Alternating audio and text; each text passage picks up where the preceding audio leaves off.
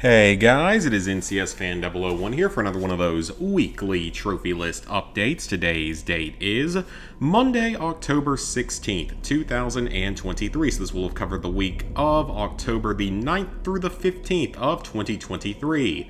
Man, already halfway through the month of October, getting pretty near the end of the year, which is always fun. It means more days off of work and such. So compared to the previous week, this one was of course a lot less progress made, I guess would be the right word, because with Call of Duty Classic done, it was time to just take a little bit of a break and do maybe a couple of easier games, and of course work on Resident Evil 4, because that is, well, that's the main thing to work on right now. But the first game I got progress in this past week and got the Platinum Trophy in was Scarlet Mysteries Cursed Child. So this is an Artifex Mundi game. I have found that I do about one Artifex Mundi game about every 40 to 50 Platinums at this point. So definitely not a common thing, and these are not bad games at all. I think I've talked about this before, that these are usually pretty decent games. They're relatively quick and easy Platinum trophies. They were some of the early quick easy Platinum trophies back in the PS4 era, because they came into being, I believe, before Radaleka did by over a year. They were not before, like, My Name is Mayo or Mr. Masagi, but they were some of the earlier quick and easy Platinum trophies, so that's kind of interesting. So, for the Platinum Trophy in this one, this is one of the older Artifex Mundi games, but it actually has a more pretty modernized trophy list. It's also one of the ones that has very few trophies, because some of these games have like 20 or 30 trophies in them, where you get a whole bunch for doing all sorts of different things, including several story trophies usually. But this one is not like that. This one is just a simple 13 trophy game, including the Platinum. So, first off, you have collectibles, the Father Traces. These are objects that sort of phase in and out of existence, and there's pretty much one on like every screen that you can click around on. So I think there's 29 total in the game. So you're probably going to want to look at a guide at least for those, because they can be a little bit hard to find. Then, of course, you get a trophy for finishing the game, as you always do. This is one of the ones where you can play through the game on casual difficulty, which is the easy difficulty. And you also do not have to do the bonus chapter, so that's kind of nice. Makes this one really fast. Like, this one only took me, let's see, 9:14. Yeah, this one only took me about 2 hours to get. So you could definitely get this one in under 2 hours if you really know what you're doing. So I think this might be one of the shortest Artifex Mundi games we've ever had, at least for Platinum Trophy hunting. So then you have to find all of these visions. There's like 7 of those. And I think that they might be unmissable and story related. I'm not 100% sure about that, but I think that at least most of them, if not all of them, are unmissable story related events. They're all just little tile puzzles where you either have to rotate the tiles or move them around to solve a puzzle and create a picture. So that's really all those are. Then you have your typical hidden object puzzle trophies. These 4 trophies are pretty common in this type of a game. So you have to finish a hidden object puzzle with less than 4 mistakes. You have to finish one in under a minute. You have to find 3 hidden objects within 3 seconds. And you have to finish all of the hidden object puzzles in the game without using any hints. So all of these trophies are very easy. There's not a whole lot of hidden object puzzles in this game to begin with, nor are there a whole lot of mini games because the game is pretty short. So with a lot of these, though, there are several of the hidden object puzzles where the objects are set in place, which makes it very, very easy to get through them with less than 4 mistakes. There's a guide on PlayStationTrophies.org that's going to show you the solution for one of the puzzles, that's going to show you exactly where every single object is in one of them, which will make it very easy to get this first trophy, and the second one, honestly. This one can be done using the, as they describe it, the crazy clicking method, because if you're playing on casual, you can basically just click around the screen rapidly, and there's no penalty for it, whereas if you're playing on the higher difficulty, your vision goes blurry if you make like 5 mistakes, and then it basically just sets you back a moment so you can't click as quickly. So basically on casual, just you can knock out a few of these trophies earlier on, and then when you get to the specific one in the guide, just find all the objects without making any mistakes. You can't use any hints in this game, so you can't use hints to just tell you where everything is for the mistake trophy, unless you just wanted to start a brand new game at the end just to grab that one trophy. And then, of course, we have the minigame trophies, which are also pretty typical. You have to finish 4 minigames and all the minigames without skipping them. Like I said, I don't think there were quite as many in this game, so that's kind of nice. There's not too many to worry about. And a lot of them have relatively set solutions in this one. There's maybe one or two that are somewhat randomized, but I don't really remember if that's even true. And then you just have to finish any minigame in under a minute, which should be unmissable. There's enough of these minigames that are really short this time around. So, like I said, this was a quick, easy, and as usual, fairly enjoyable Artifex Mundi Platinum. Definitely would recommend playing these. I would recommend, though, waiting to purchase them when they're on sale, because they usually charge $15 for them nowadays. Maybe even $20 for some of the newer ones, and they're not quite worth that much money because the games are decent, but every single one is basically just an asset swap with previous games. Like, the storylines are usually pretty similar, and a lot of the gameplay mechanics are basically the exact same, and even some of the combinations of items are the exact same in multiple games. So the main game I made progress on this week was, of course, Resident Evil 4's Separate Ways DLC. I've obtained 6 of the 7 trophies. So these first 3 trophies are all story-related and unmissable. You'll fight El Gigante at the end of, I believe it's Chapter 3 where you fight him. I want to say it's the end of Chapter 3. Then Pasanta, or It, is in, I believe, Chapter 5, which is the chapter I'm coming up on now on Professional. And then Sadler is basically the final boss, but not the final encounter of the game, and you'll fight him midway through Chapter 7, which is the final chapter. So then you get trophies for completing it on Standard, Hardcore, and Professional mode, but these do stack, so if you beat it on Professional, you'll unlock all 3 trophies. The guide I'm following recommends that you do your first playthrough on Assisted, and once you've done a playthrough on Assisted, you then go to New Game Plus and complete it again on Professional with an A rank, which simply requires you to beat the game on Professional in under 4 hours. So during that run, use it to really learn how the game works on Professional. You're free to use all of your upgraded equipment, which makes it much easier, though there are still a few frustrating areas on Professional. And I will say that this whole DLC, I really don't think was... On Assisted, it was a blast. I had a lot of fun playing through this on Assisted. I thought it was great there. But on Professional, you see very quickly how badly designed it is, because there's a lot of segments that are just really, really not designed for the Professional difficulty, with just how quickly you die and how enemies teleport around and how sometimes your parrying just doesn't even work even when you hit the button at the correct time. Especially, I had a lot of problems with the first Pasanta fight. No, not the first Pasanta fight. That's the one that's in Chapter 1. The second one that's at the beginning of Chapter 2 in the village, that one took me forever to do on Professional, on my New Game Professional, not New Game Plus. Just because he would keep, teleporting around, and he would just warp to me and grab me even if I was hitting the L1 button to block his attacks. And it just took absolutely forever to get through. And then finally, you have to complete Separate Ways on Professional with an S Plus rank. This requires you to play the game on New Game, not New Game Plus, New Game Professional, and you have to do it in under 2.5 hours with no more than 10 saves being made.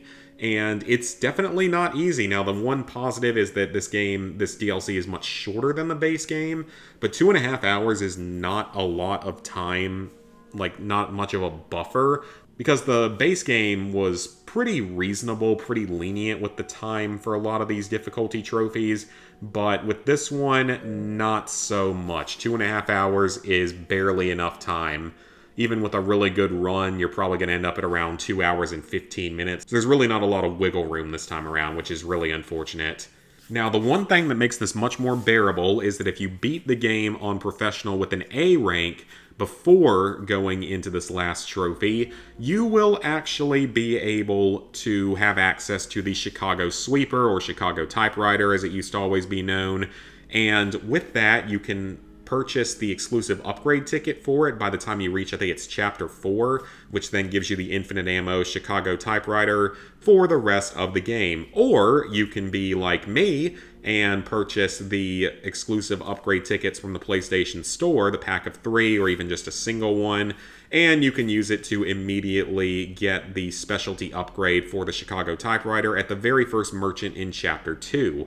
And that is the way I would highly recommend doing it, because like I said, Professional was not very well designed in my opinion. It was not a good time to go through, and plus that's where you're supposed to make your second save at anyway, because it's right before that second Pasanta fight in the village.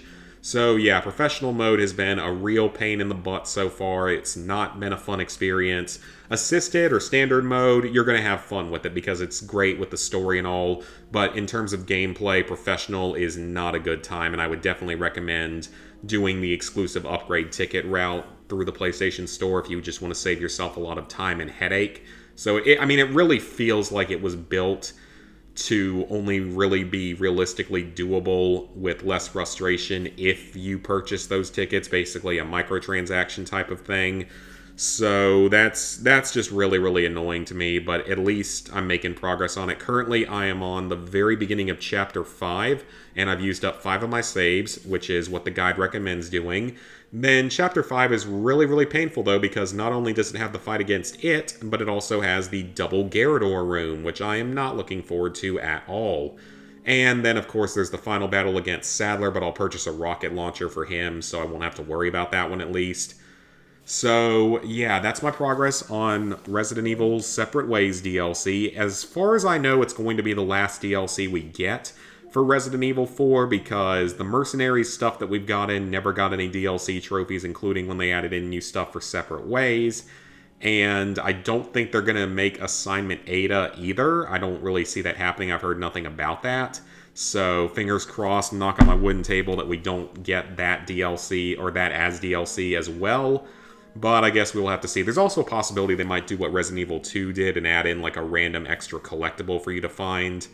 And, I wouldn't be against that, but it would probably be right before they release like a Resident Evil 5 remake, which I do think is going to be the next remake that they do. So yeah, that is all the trophy progress I made this week, so clearly not a whole lot compared to previous weeks, but it was definitely a little bit more of a week off, recharging from the absolute hell that was Call of Duty Classic. So let's go ahead and sync up our trophies.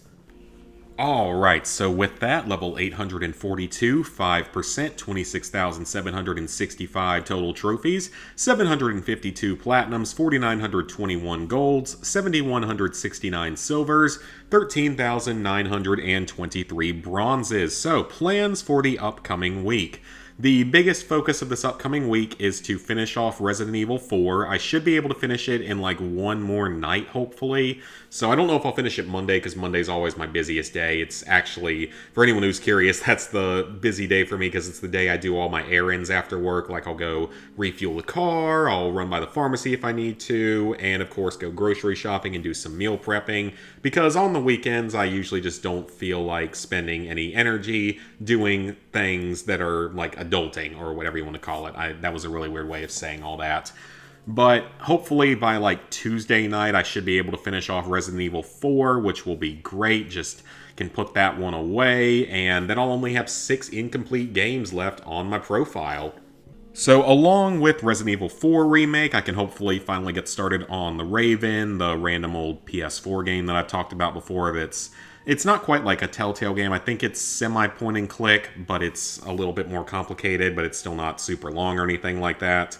But I also know that tomorrow, well, I say tomorrow because I record this on Sunday, but on Monday we are getting the PS5 version of SpongeBob the Cosmic Shake, which I will definitely be streaming my entire playthrough of. I won't do like a specialty trophy video for it this time because I've already done it once for the PS4 version of the game, but I am going to be live streaming probably the entirety of that platinum throughout this week and next weekend. So definitely looking forward to that. I had a lot of fun playing through it on the PS4, so I can't wait to play through it again on the PS5 outside of 1 or 2 really obnoxious trophies, but most of it's pretty fun and easy. So looking forward to that. I'll be picking that up most likely on Monday and hopefully start streaming it on like Tuesday. And then, other than that, there are no major plans for the remaining couple of weeks of October. In November, you of course have things like GTA 5, Shadow of the Colossus, and The Outer Worlds, that I might go back to some of those at some point. Well, no, Shadow of the Colossus won't be anytime soon. That's going to be a future milestone platinum, probably like 100 platinums from now, in all honesty. I don't know if I really want to play that one anytime soon, because I know the PS3 version is pretty hard. Same with GTA 5. I don't know about going back for Criminal Mastermind, honestly. But Outer Worlds will be a lot of fun to go back and do, and like I've said before, if I just sit down for like a few weeks and just focus on playing that game, I'll be able to knock it out. It's not a particularly hard platinum or even overwhelmingly time consuming, but I've only ever played it in like short stints, and that probably didn't help the experience so far. And then, of course, there's a few other like old games to eventually play. I mean, there are some that I would have liked to have streamed on PS3 at some point, but unfortunately, that's something that's just not going to happen anymore because, like I've said before, I don't think my PS3 capture card streams anymore, or maybe it was something with YouTube, I'm not entirely sure. But on the positive side, it does appear that my internet has been fixed and I can now stream again on PS5 and presumably with that PS4, so that's huge. Very glad about that, so that's how I'm going to be able to stream SpongeBob. Along with all of that, when it comes to DLCs, I think I've mentioned this previously, but in November we're getting a Power Wash Simulator DLC for Back to the Future. Can't wait for that, love that game. And in December, we are getting the Fallout 76 Expedition number 2 DLC, this one to Atlantic City, New Jersey. So I'll have a reason to go back to that and boot up the PS4 after like 6 months of it just sitting there. But otherwise, that is really going to be it for this update. There's not really anything else to say about it. So thank you guys for watching. If you made it all the way to the end, go ahead and leave me a like and subscribe and ring the bell if you haven't already subscribed to me. And let me know in the comments what kind of progress y'all have been making so far in this past week and month. What you think of the Resident Evil 4 Separate Ways DLC, at least trophy-wise. And in terms of videos and such for the upcoming week, it should be a pretty normal schedule as far as I'm aware for this coming week. And I should have the Modern Warfare 2 trophy video done and uploaded this coming weekend. That's the current plan for that one. So yep, thank you guys for watching. I'll see y'all back here real soon for some more trophy content.